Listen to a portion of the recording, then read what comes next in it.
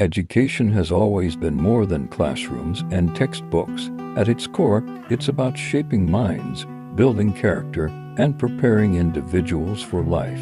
Throughout history, philosophers have offered their vision of how education should work, and their theories still guide teachers, schools, and learners today. We begin with Plato, one of the earliest thinkers on education. In the Republic, he described education as the key to building a just society. Plato believed it should not only train the mind, but also cultivate moral character. His ultimate goal was to produce wise leaders, philosopher kings who could govern with justice and wisdom. Plato's student Aristotle took a more practical approach. He emphasized critical thinking, observation, and hands-on learning. For Aristotle, education meant developing virtues and preparing students to live well in society. His ideas on logic, science, and ethics became the foundation of Western education for centuries. Centuries later, John Locke introduced a fresh perspective. He argued that the human mind begins as a blank slate, tabula rasa. Education, he believed, was the process of shaping that slate through experience, environment, and learning.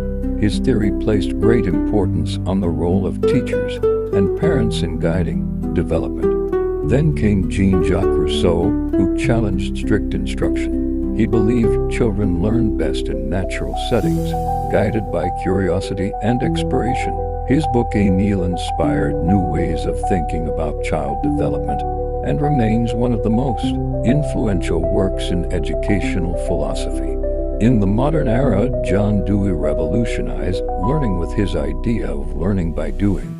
Dewey believed classrooms should not be places of passive listening, but spaces of active participation. He saw education as preparation for democracy, where students develop problem-solving skills and learn to work together.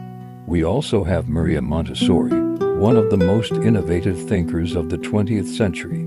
Montessori emphasized child-centered learning, hands-on activities, and freedom within structure. She believed every child has unique potential, and education should nurture independence, creativity, and self-discipline. Her methods are still used in thousands of schools worldwide. Finally, Paulo Freire, a Brazilian philosopher, brought education into the realm of social justice and pedagogy of the oppressed. Freire argued that education should empower learners to question oppression and transform society. For him, true education was not about memorizing facts but awakening critical consciousness.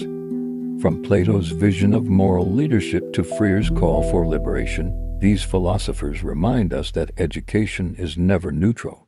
It shapes who we are, how we think, and how we live together. Their theories continue to inspire teachers, influence classrooms, and challenge us to ask, what is the purpose of education, and how can it serve both individuals and society?